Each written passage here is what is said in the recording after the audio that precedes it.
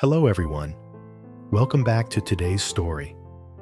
In this episode, while Diep sleeps quietly through the night, someone she never expected slips into her room. James, exhausted, hidden in the shadows. He watches her silently, unable to wake her, then disappears again before dawn breaks. But just when Diep senses something strange, just when her heart dares to hope he might have been near, danger appears at her door. Phat returns with colder intentions, piling on pressure and threats, demanding she cut James out of her life forever. Stay until the end, because this chapter reveals not only heartbreak, but the price of love when danger closes in. And don't forget to subscribe to help us reach 10,000 subscribers. Your support means the world to us. Night presses heavily against the small rental house, the kind of darkness that swallows all sound. The only faint light comes from the thin moonbeam slipping through the curtains, enough to outline Diep's exhausted form curled beneath a thin blanket. Her breathing is soft, steady, the kind of sleep that follows days of strain. Outside, gravel crunches under slow footsteps. James. He stands by the door for several seconds, unable to move. His hand rests on the wooden frame, trembling, not from fear, but from the weight of everything he's carrying. He shouldn't be here. Every part of his plan, every precaution he's taken these past weeks, warns him to stay far away. Yet here he is, silently slipping inside, breath held tight. The room smells like starfruit tea and freshly washed sheets. Diep always liked it clean. James takes a slow step, then another, until he reaches the small bed where she sleeps. Under the faint moonlight, her face looks fragile, paler than the woman he remembers. Tired, overworked, but still so deeply familiar. He kneels beside her, barely daring to breathe. "Diep," he whispers, the word cracking in the middle. Her eyes don't open. She doesn't stir. She's unaware of the storm standing inches from her. James reaches out, his fingers hovering above her hair, but he cannot bring himself to touch her. Contact would break him. Contact would make him stay. And he cannot stay. His father's men are everywhere, his enemies watching every move. If anyone learns he came here, Diep's life would be the first to shatter. So instead, he memorizes her face again, the curve of her nose, the faint furrow in her brow from too much worry, the shadow beneath her eyes. He breathes in quietly, as if trying to store her scent in his chest, something he can carry back into hiding. For a moment, she shifts slightly, her fingers brushing the blanket as if reaching for something or someone. James freezes and his throat tightens. He whispers, barely a breath, barely sound, "I'm here, just for tonight." He stays beside her for several long minutes, calm but breaking, invisible but aching to be seen. The world outside keeps moving, cars passing, dogs barking, the midnight breeze rustling leaves. But to James, time has stopped right here, beside this sleeping woman. Finally, with a shudder he tries to suppress, he stands. He can't wake her. He can't let her know he came. If she sees him now, she'll never let him go, and he'll lose everything he's fighting for. Before leaving, he whispers one final promise, voice raw. "When all of this is over, I'll come home." Then he slips out the door, closing it without a sound. The night swallows him again, and he disappears into the shadows as quietly as he came. But the peace he left behind doesn't last.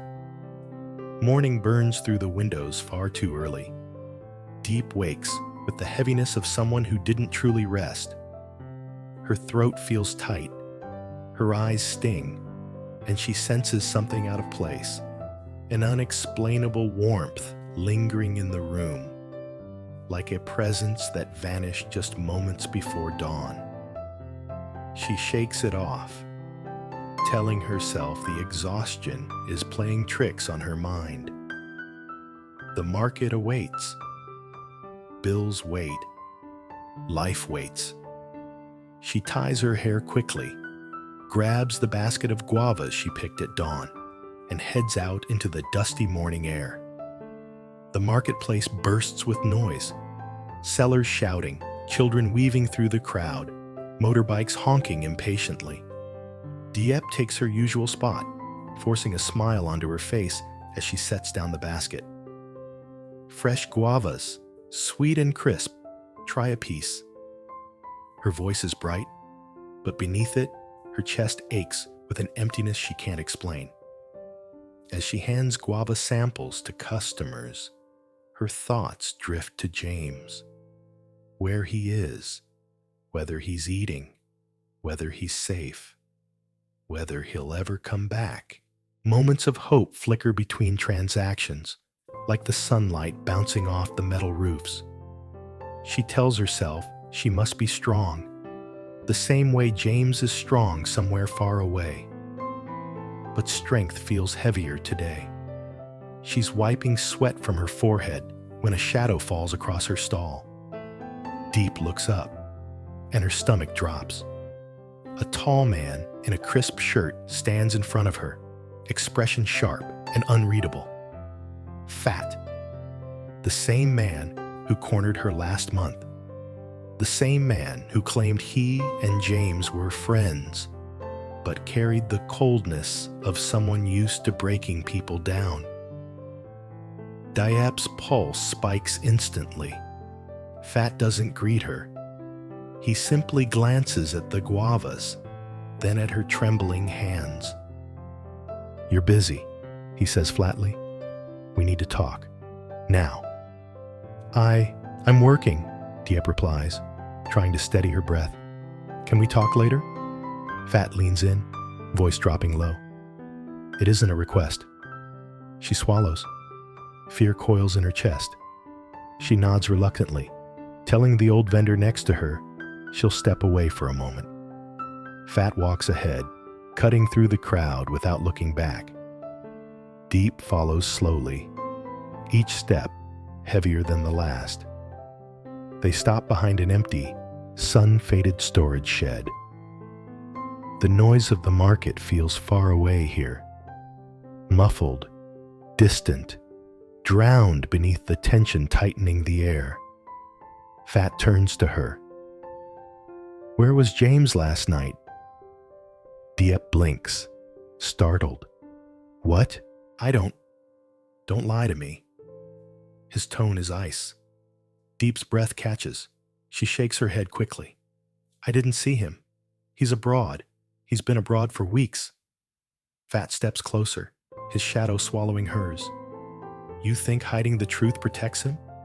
His voice is calm, dangerously calm. Because it doesn't. Every time you two stay in contact, James becomes more vulnerable. Diep shakes her head, tears rising. "I haven't contacted him. He hasn't called me. I don't know where he is.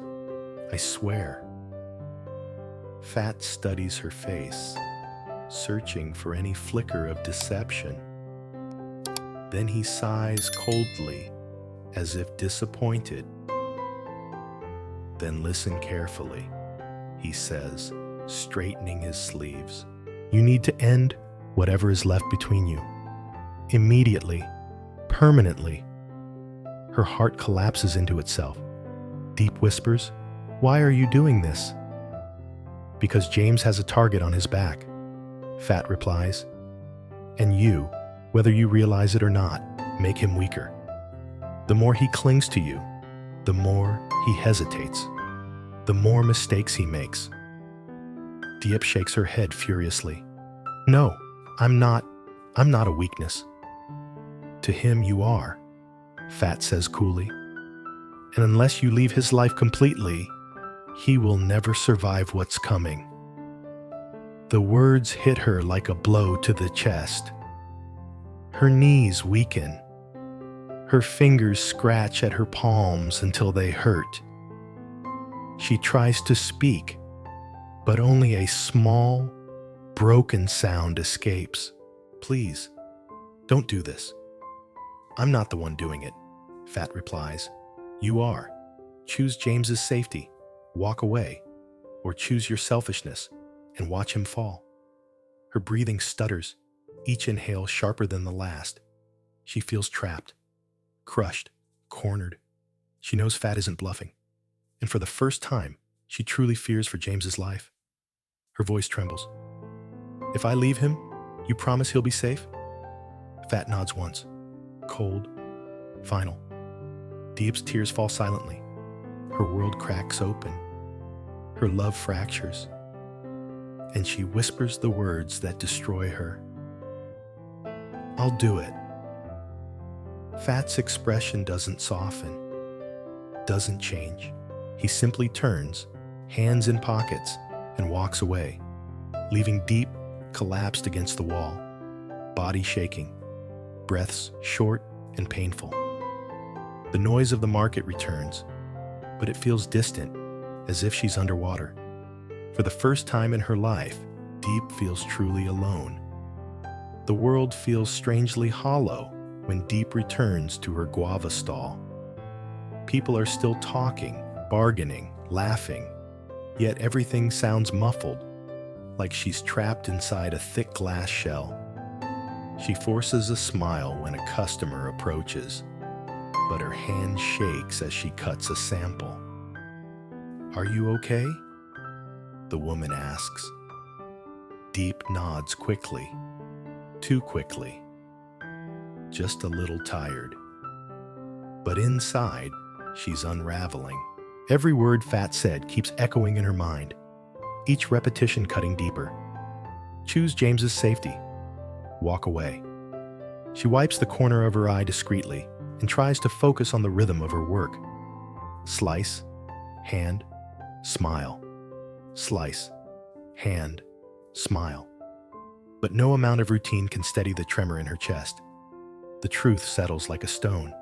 She will never be able to look James in the eyes again. Not even if he comes back. Not even if he begs her. Because now, she knows loving him can kill him. After 2 hours of forcing herself through the motions, she finally packs up. Her shoulders ache from tension, and the basket feels heavier than it ever has. The sun burns overhead, but she feels cold. Her fingers numb as she pedals her small bicycle back to the rental house. When she steps inside, the faint scent shifts her breath instantly. Starfruit tea. Her heart skips. She had boiled some last night before sleeping. But this scent is stronger, warmer, like someone had been near the kettle. She stands frozen for several seconds. Her eyes move slowly across the room, the blanket on the bed, slightly shifted from how she remembered leaving it. The cup by the bedside, tilted a little more to the left. The window, open just a sliver, as if someone had pushed it to let in air. A strange warmth spreads through her, soft and painful. James, were you here? She presses a hand to her mouth as her knees weaken. She remembers waking briefly during the night, half conscious, sensing a presence. She thought it was a dream, just her mind craving the impossible. But now she isn't sure. She sits on the bed slowly, her fingers brushing the blanket. James, she whispers. And for one brief moment, just one, she closes her eyes, and lets herself imagine him sitting beside her, watching her sleep the way he used to when Nee was first born. The memory is a knife, sweet, then sharp, cutting deep into her already fragile heart. But the illusion doesn't last. Phat's cold voice slices through her thoughts. Choose James's safety. Walk away. Diep wipes her tears quickly and forces herself up. She cannot afford to fall apart. If James really came last night, if he risked everything just to see her, then she must be twice as strong. She must be the one to protect him now, even if that means sacrificing herself. Hours pass in suffocating silence. Diep attempts to cook, but the rice burns. She tries to sweep the floor, but the broom slips from her hands. Every movement feels slow, disconnected. The walls feel too close, the air too heavy. At one point, she sits on the floor and hugs her knees, trying to breathe through the panic. How do you leave the person you love most? The afternoon sun fades, painting the inside of the room a soft orange. The quiet grows so loud, it's almost unbearable. Diep grabs her phone and stares at James's contact.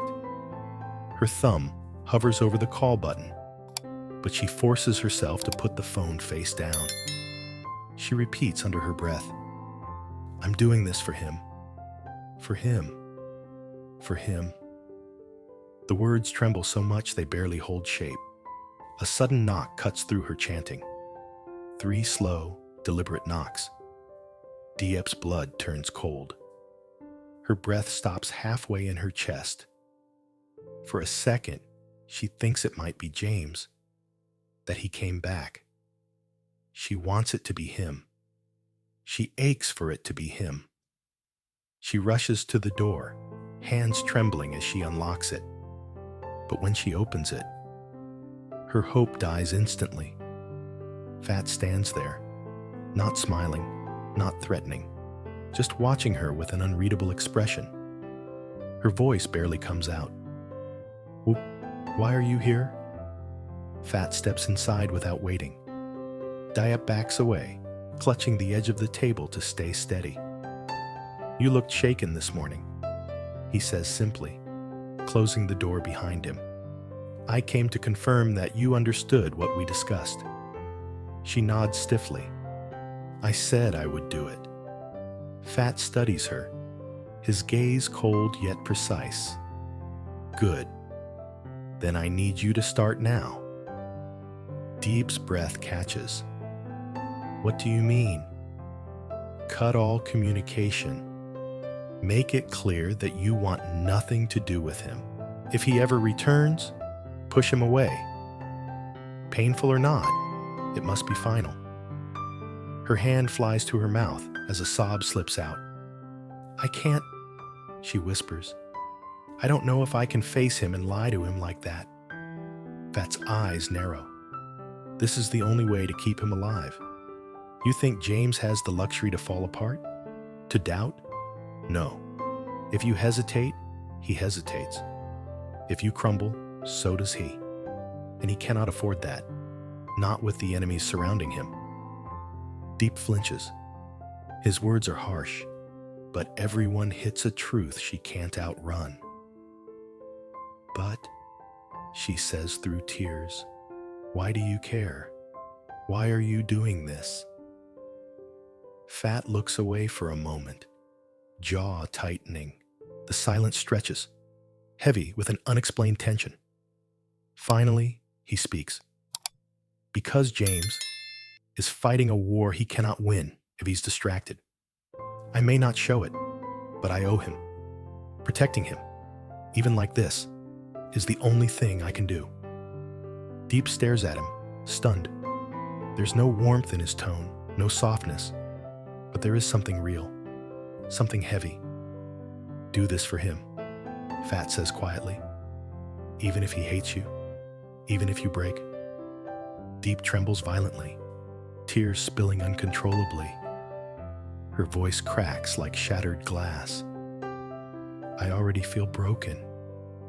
Phat doesn't answer. He simply turns toward the door. But before he leaves, he says one final thing. Low, almost a whisper. If he came here last night, then he still loves you.